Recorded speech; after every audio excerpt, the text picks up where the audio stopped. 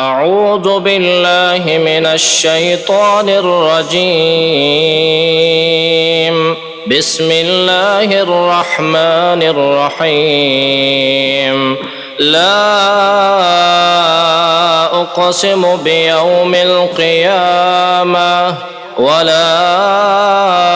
أقسم بالنفس اللوامة. أيحسب الإنسان أن لن نجمع عظامه بلى قادرين على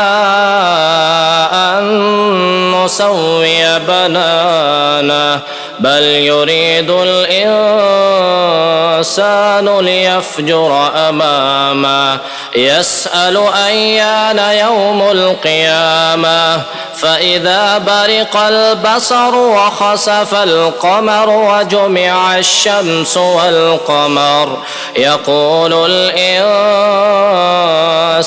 يومئذ أين المفر كلا لا وزر إلى ربك يومئذ المستقر ينبأ الإنسان يومئذ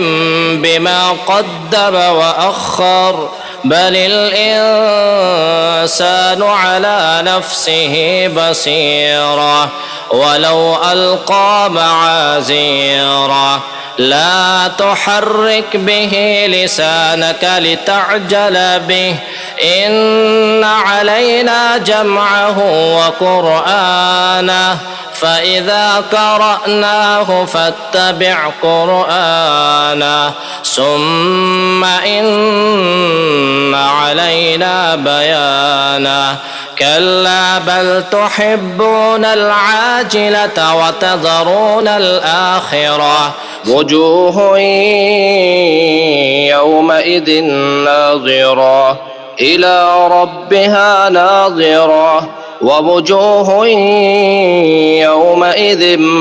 باسرة تظن أن يفعل بها فاكرة كلا إذا بلغت التراقي وقيل من راق وظن أنه الفراق والتفت الساق بالساق إلى ربك يومئذ المساق فلا صدق ولا صلى ولكن كذب وتولى ثم ذهب إلى أهله يتمطى أولى لك فأولى ثم أولى لك فأولى أيحسب الإنسان أن يترك سدى ألم يك نطفة من مني يمنى ثم كان علقة فخلق فسوى فجعل منه الزوجين الذكر والأنثى أليس ذلك بقادر على أن يحيي الموتى